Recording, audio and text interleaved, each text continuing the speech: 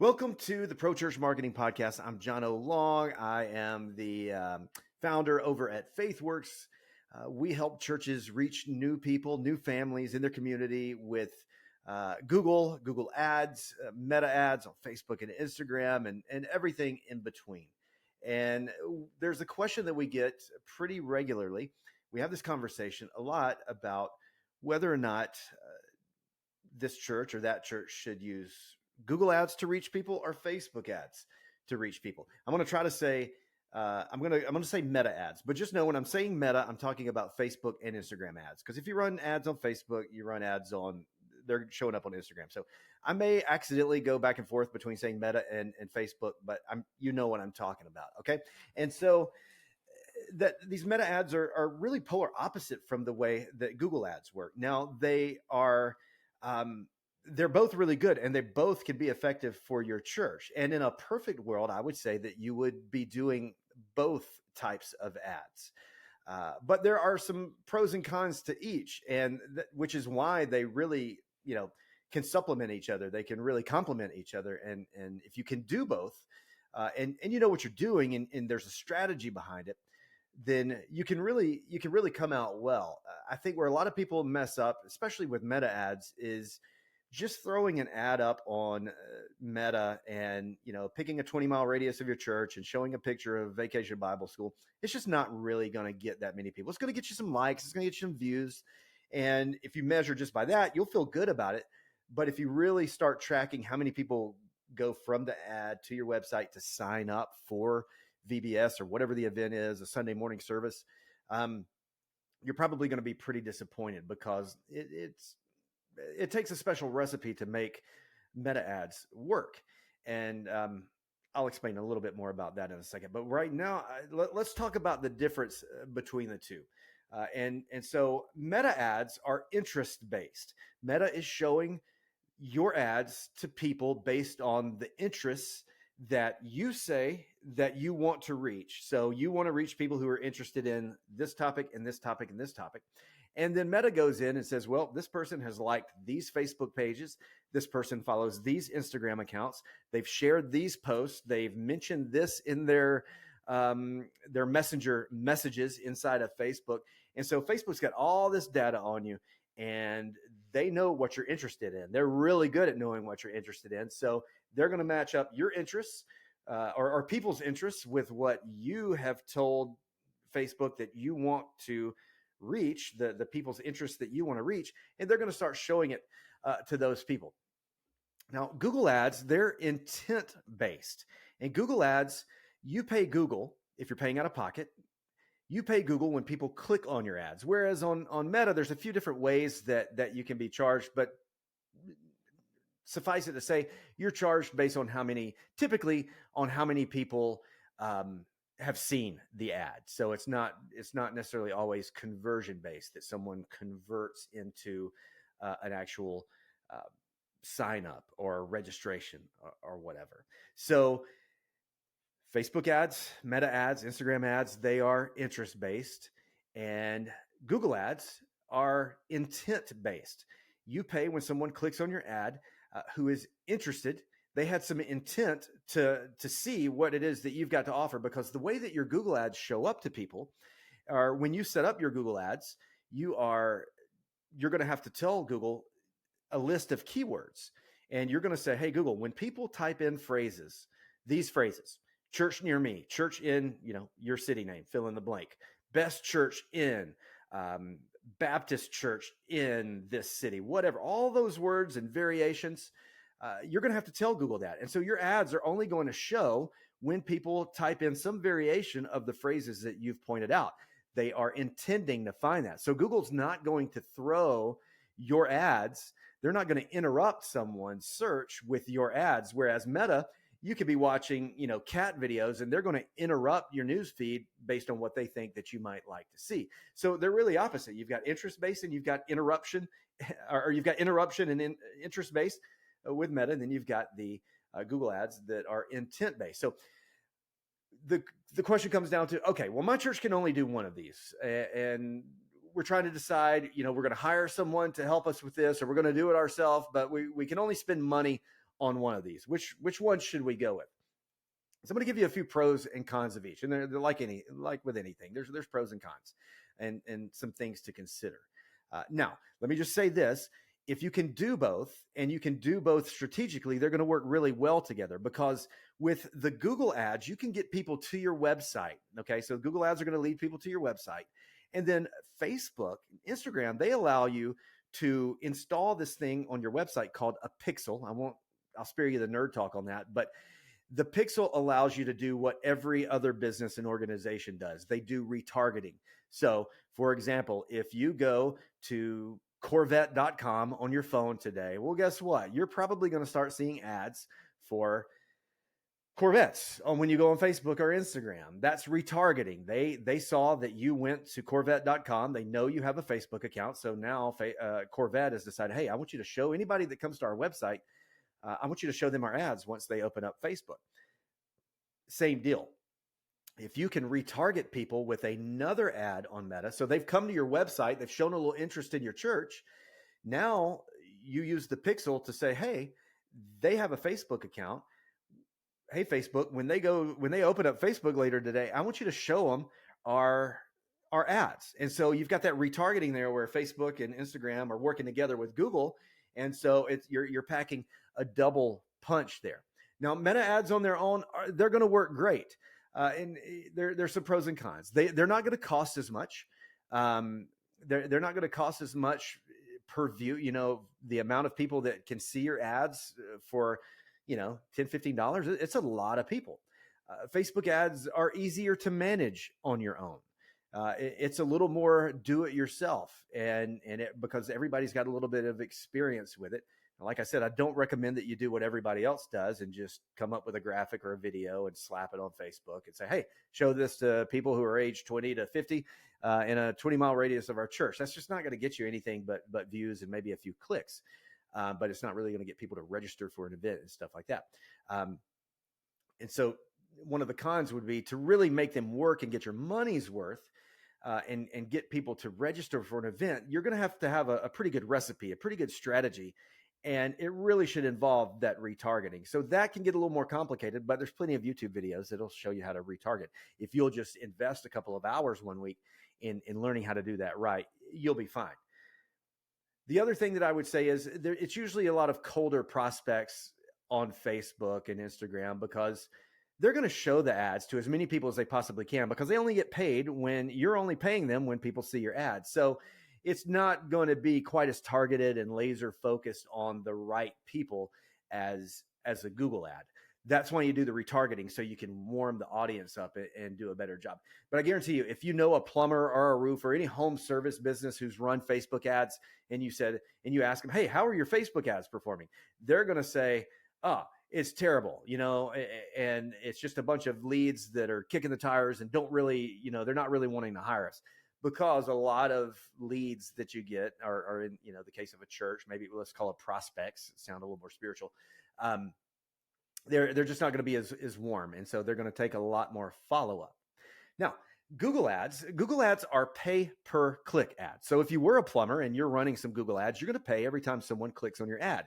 And it's a bidding thing. So you tell Google, hey, I'm willing to pay up to $20 for you to show my ad at the top and get someone to click on it. And so as long as you're not getting outbid by every other business or organization or church at that time, then yours are going to show up at the top. And then when someone actually clicks on your ad, you're going to pay Google whatever they've decided that click is worth. And there's a lot of factors that go into that, but a lot of it really has to do with competition and your location. So, for example, a church click is going to be $5, $6, $7 maybe. And then, but if you're a personal injury attorney lawyer in downtown Los Angeles, your click may be $500. I mean, those guys pay a lot. So they are pay per click ads.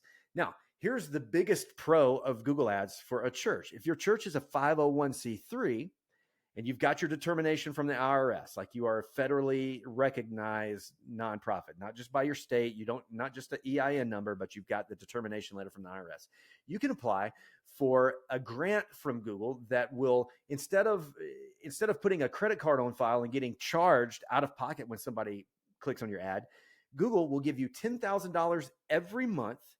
They'll deposit that ad credit into your Google account, and you'll just get debited from that ad credit rather than your actual payment method.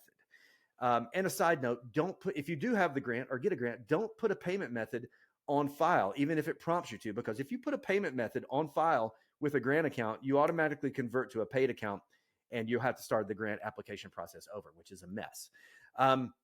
So yeah, 501c3s, you don't have to pay out of pocket to run those ads. And $10,000 a month, that's a lot of clicks. That's like, 3,000 clicks every month for you. So we're talking $120,000 a year that you can spend of Google's money on reaching people with the gospel, which is pretty cool. I love the idea of taking Google's resources and reaching people. Now we do get some pushback there. There's a lot of churches that would say, I don't want the government involved in my church. If we get the 501c3, then they have a lot more control. That's not true. They don't have any more control with you having a 501c3 than they do not. If the government wanted to take away tax exempt status, they'll do it. The 501c3 is not allowing them to do that, and not having it is not keeping them from do that. The government's going to do what they want to do. Now, I think they'd have a hard time taxing the church, but regardless, the government's involved. They got control. It's a lot of paperwork to get a 501c3. And yeah, you as a church, as a 501c3, you do have to submit a couple of forms at tax time, whereas the church wouldn't have to do anything at tax time. But in my opinion, it would be worth it. Now, here's some cons about here's a few cons about the Google grant or just Google ads in general. It's harder to manage. No one really has, unless you do this for a living, it's really unlikely that you have any experience with running Google ads. And it's not easy to do. It's definitely not set it and forget it. You don't just set them up one time and sit back and watch them perform. That doesn't work. You have to go in there and spend some time every week doing what we call optimizing the ads, seeing what's working, adding new keywords. There's negative keywords that you add. So there's really a lot to be done on these ads. And that's why I don't recommend that you really try to do those yourself. Now, that's exactly what somebody who manages Google ads for a living would say to you. I get that. But if you don't believe me, go in, try it. And then, so many of the churches we work with, they got the grant on their own. They tried to manage it themselves for 90 days and they gave up. They were frustrated because the truth is, if you get good enough at the Google ad grant to run these Google ads, then because the Google ad grant is even more difficult to manage than just standard Google ads. It's a whole different monster, which is why if you go looking for any training on Google ad grant for churches, you will not find it. In fact, we're thinking about creating a course just because there's nothing out there that will train you for churches. Now, there's plenty of just general nonprofits, but that's just not always relevant to churches. So it's harder to manage. You're probably going to need some help. And if you spend enough time getting good at it, you really should come work for me. Because the amount of time it's going to take you to invest to really get good at managing Google ads is definitely you're going to have to slack off in ministry. You're going to have to drop the ball on something because it just takes a lot of time. It's a lot of work. Another con might be that there's just not an infinite amount of people to show these ads to. You remember, they're intent-based. So someone's got to be actually looking for what your ads are about before these ads will show.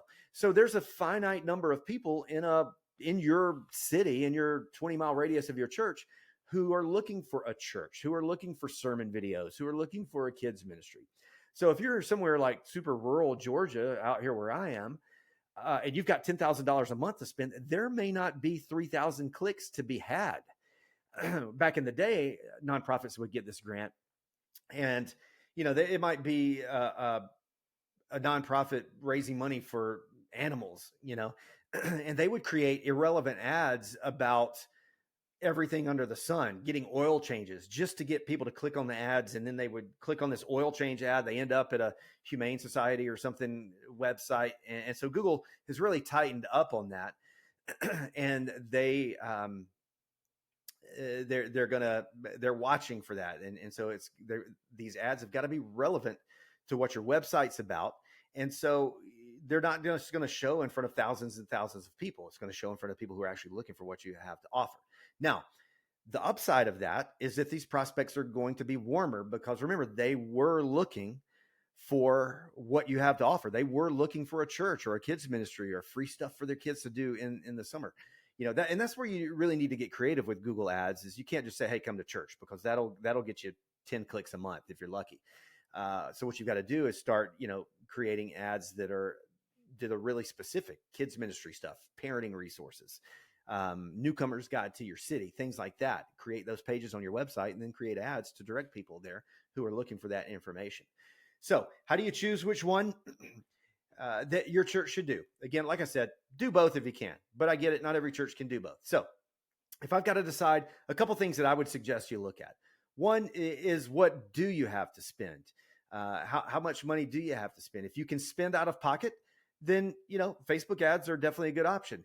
If you want that grant, $10,000 is a lot of money, a lot of free money to spend on ads every month. So I tend to lean towards the Google grant. However, if you've got plenty of volunteers to do some follow-up, then Facebook ads can work really well, because you're going to get, you're probably going to get more people kicking the tires, and then you've got more phone numbers to call and people to reach out to personally. And so if you've got a good group of volunteers who will do that, then Facebook ads could work really well for you. If you don't have that, then maybe you need to lean towards the Google ads, where it's going to be a little bit warmer of a prospect who may not need quite as much follow-up. There'll be less people signing up, but the people who do sign up will have, they'll be a little bit more interested in coming to church typically over someone who responded to a Facebook or Instagram ad. And so those are a couple of things to consider.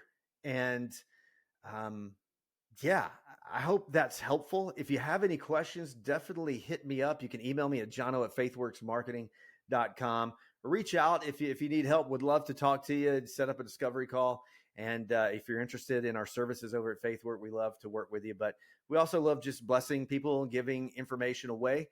And because at the end of the day, this is a kingdom thing, and we want to see more people come to know Jesus. So if you found this helpful, make sure you subscribe to the podcast so you don't miss out on anything. This podcast is like 20 minutes long. Normally I try to keep these things to 5 or 6 minutes long, because if you're anything like me, I hate long podcasts. But this was required a little bit more of an explanation. So this one's gone a little bit longer. So if you're still listening, thanks for sticking around. Thanks for sticking it out with me. But follow me on TikTok or Instagram. It's at Jono Long, JONOLONG.